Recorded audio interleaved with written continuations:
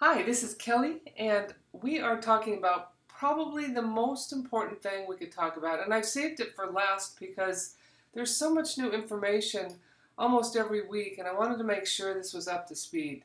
But it really is an amazing time to be alive, in that we may have a myriad of challenges in our health, and yet we have new places to look.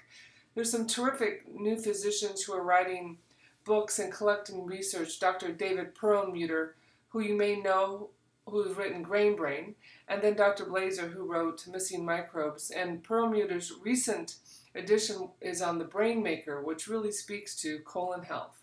So there really has never been a time that I recall where so much outside of the box research is being done with an open mind. Here's the major premise.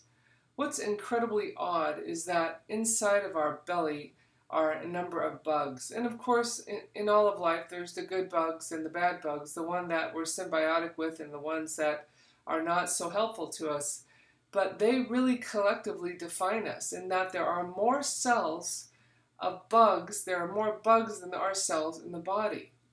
And Dr. Perlmutter says it correctly in a quote from his recent book. The state of the microbiome has a sweeping say in whether or not you live robustly to a ripe old age or not.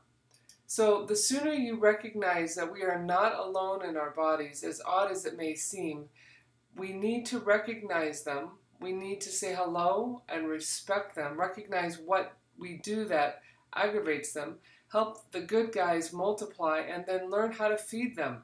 And then, moreover, when it's all said and done, to say thank you for the much better way that you feel ultimately.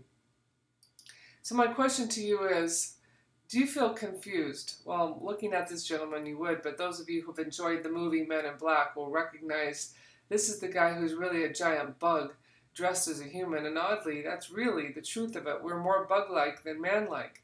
So let's not ignore the importance of this part of our body. So do you feel like you're doing almost everything right? You've changed your diet, you're eating well, you're eating less, you're making better choices, you're having more discipline, you're exercising more, you started to take some supplements, but yet there's just still this achiness, this feeling bad, this stomach upset, this fogginess, whatever the case may be, and you feel like you're running out of options. Well, I would say that this module brings us to the land of hope perhaps more than any of the others, and we're going to provide 5 different modules to break down some of the key components and to get you started so you actually have some action steps.